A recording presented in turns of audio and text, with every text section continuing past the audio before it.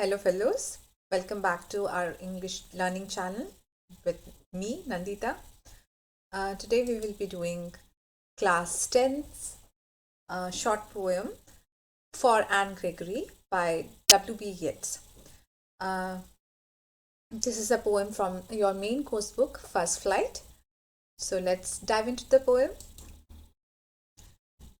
Before we move any further into the poem, let's talk about the poet first.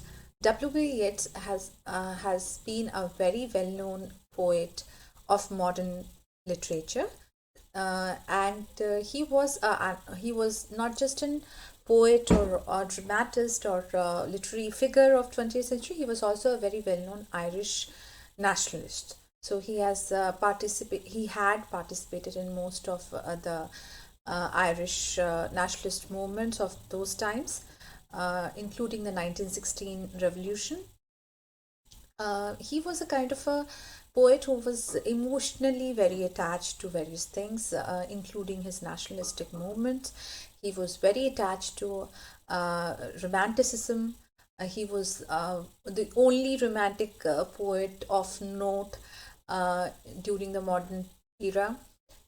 He was very much attracted towards mythical beings, mythical characters, and caricatures, and folklores, folk stories, uh, and also he was very keen about various religious stuff, right? So that is something, his interest towards myth and religion is something which we will be noticing in this short poem as well. The poem is actually a conversation between two people. uh, we cannot be exactly sure who these two people are. This might be a father talking to his daughter in a cautionary manner and giving her some advice about her love life. This also might be any male perspective towards beauty and appreciation of beauty, and how this male perspective is talking back to the female.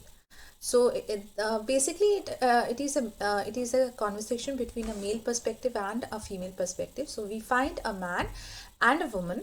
Okay, the woman is of course Anne Gregory, but it is basically cautionary, right?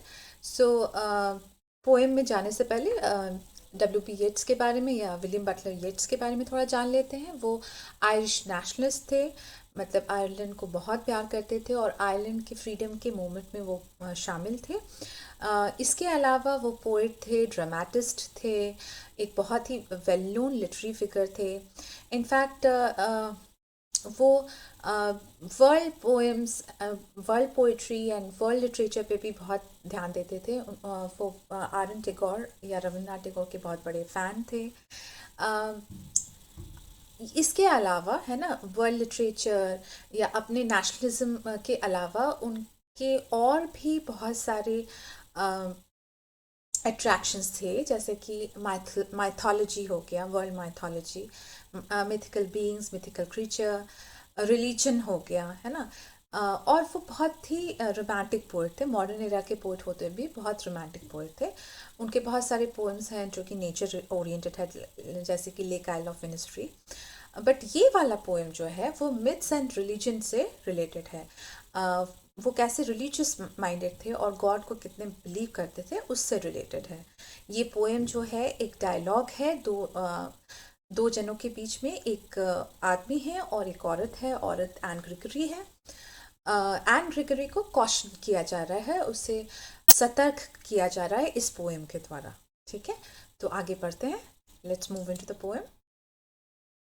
So it's a 3 stanza poem, and as you can see, the rhyming scheme of every stanza is same basically. Let's see the first stanza. Rhyming scheme basically means the last words and how it is sound wise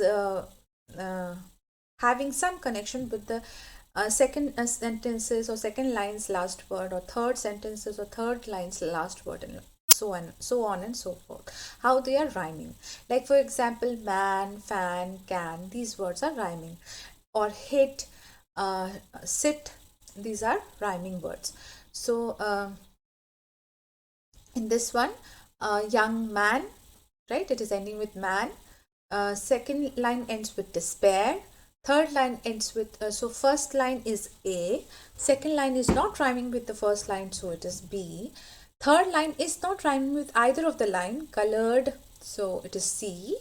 Then your ear, है ना? So ear and despair, they are rhyming, so therefore both of them are B, and so on and so forth. So the rhyming scheme of the poem is basically A, B, C, B, D, B, right?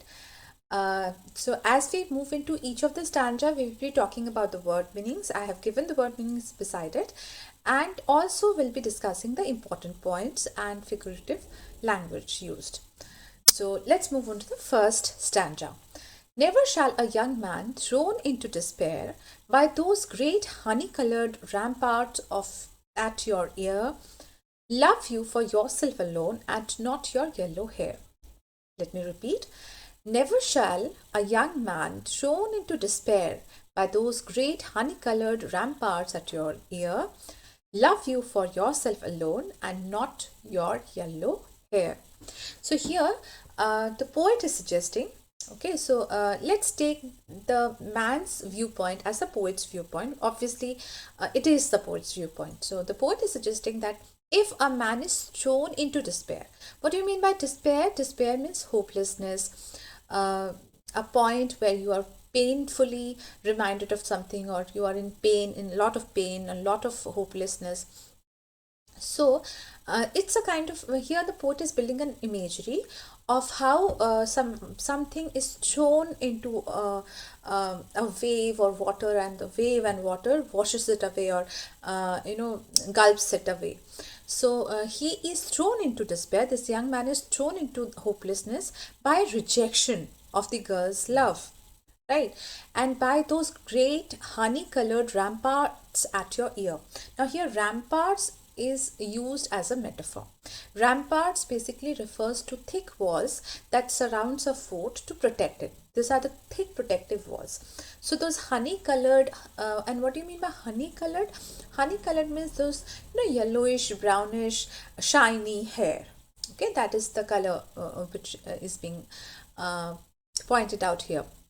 So this girl has honey colored hair, and that it is thick, right, and it is going all around her ear, like the ramparts, like the protective walls. Okay, so ramparts have been indirectly compared to the thick honey colored hair of Anne Gregory, and therefore it is, but we are not using direct comparative words like or as in, right? So therefore it is a metaphor.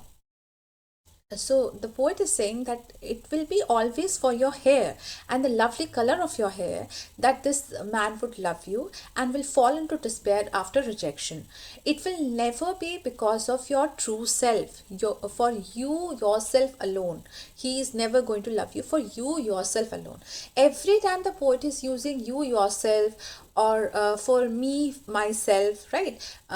Now these are again a repetitive, this is a figurative speech called repetition, and they are repetitive. The idea is definitely repetitive. So you yourself or me myself basically refers to the inner qualities of the girl, right? So he is saying that there is no way a man is going to love her for the inner qualities. He will only love her for the outer appearance, especially her lovely honey colored hair. तो first stanza में poet कहना चाह रहे हैं कि आपके Honey coloured hair के लिए, है ना, आपके प्यारे हनी के कलर वाले हेयर के लिए ही आपको कोई प्यार करेगा, आपके इनर क्वालिटीज़ के लिए, आपके इनर ब्यूटी के लिए कोई आपको प्यार नहीं करेगा. और अगर आप उसको रिजेक्ट कर दोगे तो वो सिर्फ डिस्पेयर में चला जाएगा, होपलेसनेस में चला जाएगा. ठीक है, आपको ये ध्यान रखना चाहिए कि आप सिर्फ, मतलब एन ग्रेगरी को बोलते हुए पोएट बोल रहे हैं कि आप सिर्फ और सिर्फ आपके आउटर लवलीनेस के लिए जानी जाएगी, प्यार, आप कितनी प्यारे हो आउटवर्डली, इसीलिए आप जाने जाओगे, इसीलिए आपको प्यार मिलेगा. Now let's come to the second stanza. As we move into the second stanza, we find the female perspective, है ना. अभी जो एन ग्रेगरी है वो बोल रही है, वो आंसर बैक कर रही है, ठीक है. सो एन ग्रेगरी क्या बोल रही है? What is she saying? But I can get a hair dye and set such color there, brown or black or carrot, that young men in despair may love me for myself alone and not my yellow hair. तो यहाँ पर N Gregory बोल रही है कि मैं अपने colour को हेयर डाई कर दूंगी, मतलब कोई भी सिंथेटिक या नेचुरल कलरिंग कर दूंगी जिससे कि वो ब्लैक या ब्राउन या इस तरह का कलर हो जाए जो कि लोगों को पसंद नहीं आए, और फिर वो दूसरे तरह के डिस्पेयर में पढ़ के वो मुझे मेरे वजह से ही प्यार करे, मेरे इनर क्वालिटीज़ के वजह से ही प्यार करे. So the poet had said that any man who will fall in despair because of your love will only love you for your honey colored hair, for your outer looks. But the girl, Anne Gregory, is explaining that I can color my hair into colors which are not accepted, or which are not so much in fashion or liked by others, right? Like carrot color or black color or brown color. Why not I do that? And then the man will fall into another kind of a despair that he has nothing else to do, so he will love me back for who I am, what my inner beauty is, what my inner qualities are. So here, hair dye, I have already told you what it means. You can see the figurative device of alliteration here, like brown or black, जहाँ पर कि ब sound आ रहा है, continuity में. Set such है ना, स sound आ रहा है continuity में, so alliteration है यहाँ पे, right? And again, despair has been repeated, so repetition is definitely there. Alone, despair, such words have been repeated again and again. Hair, so these are repetition, figurative language. Now let's come to the final answer by the poet, or the male perspective. So in the third stanza, the poet is saying, I heard an old religious man but yesternight declare that he had found a text to prove that only God, my dear, could love you for yourself alone and not your yellow hair. So here again we see repetition, yellow hair and yourself alone. These phrases have been repeated for the emphasis, therefore repetition. Right. We also find enjambment in the first 4 lines where there has been no marked, punctuation. Like, I heard an old religious man, but yesternight declared that he had found a text to prove that only God. And until there is no punctuation mark. So the flow of emotion is going from one line to other line to other line and so on. Right. So what is he saying? He is saying that one religious man, one saint or sage, has told him by showing him a proof from some kind of a text, some kind of a religious text, that only God can love you for who you are or what you are. No one else is going to love you for your inner self other than God, right? So that is the final thought of the poem, and that is the theme of the poem as well. Okay, and here yesternight actually means last night.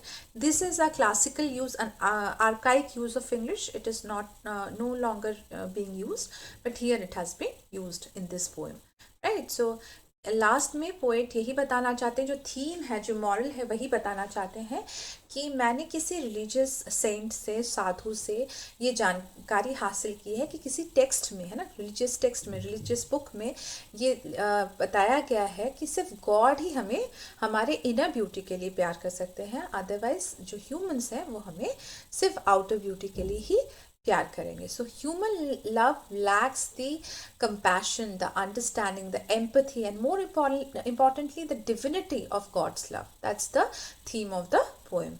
And as I've told you, the literary devices are metaphor, where rampart has been compared to the yellow thick hair of Anne Gregory.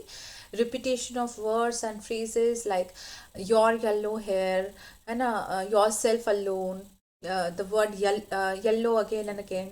Then you also have alliteration like set, such, and all that. And I have talked about enjambment, how it is there in the last stanza, right? So these are the literary devices. Now let's talk about some important questions which might be asked. Contextual questions, like refer to context questions might be asked. So from the first uh, stanza, questions can be asked on this particular phrase, thrown into despair. Okay, like what does the expression means, है ना? How a man can be thrown into despair, things like that. So thrown into despair means hopelessness or pang of rejection, pain of rejection, right? So and how a man can be thrown into despair? A man can be thrown into despair because he's been rejected in love, right? So that's what the first stanza would be basically about that. It can also have questions on ramparts and literary device like rampart and how it is compared to the yellow hair, right? In the second stanza, for myself alone, or even in the first stanza, for yourself alone, what does this expression mean? That can be asked contextually. So myself alone or yourself alone basically means for your inner self, for your inner beauty. ठीक है, आपके खुद के अंदरूनी qualities के लिए, है ना, आप कैसे हो उसके लिए, है ना. और थ्रोन इनटू डिस्पेयर का मतलब होता है कि प्यार में तकलीफ पाना, है ना. अगर प्यार में रिजेक्शन हो गया तो आप क्या तकलीफ पा सकते हो. फिर थर्ड स्टैंडर्ड में क्वेश्चंस आ सकते हैं कि रिलीजियस मैन मतलब, है ना, और इसमें क्या, इस कॉन्टेक्स्ट में रिलीजियस मैन का क्या मतलब है, क्यों आया है. So you can say that religious man basically means any hermit और एनी सेंट और एनी सेज, है ना, कोई साधु है. And why the religious man has come into picture? Because the poet wants to prove his point that only God can love you for your inner self, right.